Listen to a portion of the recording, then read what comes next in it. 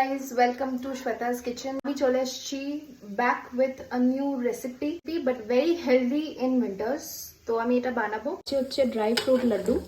তো এই dry fruits গুলোকে আগে আমি পুরো রোস্ট করে নেব।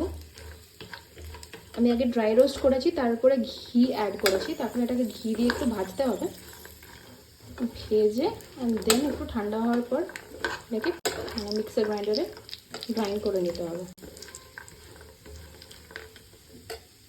এবার এটার মধ্যে আমি ওয়াটারমেলন সিডস আমার কাছে যা যা ছিল আর ফ্ল্যাক্স সিডস আর কোকোনাট, গ্রেটেড কোকোনাট অ্যাড করেছি। আপনারা চাইলে ওটার মধ্যে চিয়া সিডস আরও পাম্পকিন সিডস আরও যাবতীয় যা সিডস আছে মিক্স করতে পারেন, বেশি হেলদি হবে। কিশমিশও মিক্স করতে পারেন। আমার কাছে যা যা ছিল আমি এই কটা দিয়ে এটাকে ফ্রাই করছি। আমার পুরো জিনিসটা ফ্রাই অলমোস্ট হয়ে গেছে। এবার এটাকে ঠান্ডা হতে দেব। আর ওইদিকে আমি আমার ডেটস, এখানে ডেটসও লাগবে, তো বেসিক্যালি খেজুর। তো খেজুরের এই যে বীজটা আছে এটাকে বের করে কিছুক্ষণ খেজুরটাকে একটু ভিজতে দেবো, অ্যান্ড তারপরে আমি খেজুরটাকে গ্রাইন্ড করে নেব। আপনারা চাইলে বেশি খেজুরও দিতে পারেন।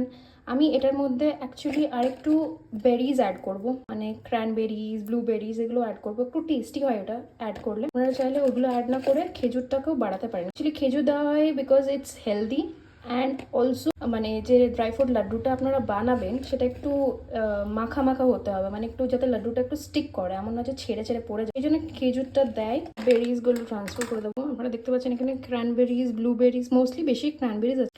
এবার এটাকে একটুখানি সামান্য জল দিয়ে এটাকে আমি একটু ভিজতে দেবো। দিকে আমি আমার এই মিক্সচারটা বলে ট্রান্সফার করে নেব। মোস্টলি আপনাদেরকে অনেকটা ঘি ইউজ করতে হবে, অনেকটা ঘি। তো যারা ঘি খান না বা যারা ঘি অ্যাভয়েড করেন তারা বাটারও ইউজ করতে পারেন, বাট ঘিয়ের টেস্ট ইজ তো ঘিয়ের টেস্ট। আমি ট্রান্সফার করে নিয়েছি বাউলে। এর একটু ঠান্ডা হোক, তারপরে আমি এটা মিক্সার গ্রাইন্ড করবো। আর এটাতে অনেকটা ঘি লাগে, যেমন এখন আপনি দেখছেন একটু মিক্সচারটা তেল তেলে হয়ে আছে, এটা এরকমই থাকবে। আরও আপনাকে ঘি অ্যাড করতে হবে যখন খেজুরটা আপনি গরম করবেন। খেজুরটা আমার পেশা হয়ে গেছে। সেম প্যানে ঘি অ্যাড করে দেবো, একটু মেল্ট হতে দিই, অ্যান্ড তারপর আমি খেজুরটাকে এটাতেই ট্রান্সফার করে দেবো। খেজুরটাকে একটু হালকা ফ্রাই করে নিতে হবে,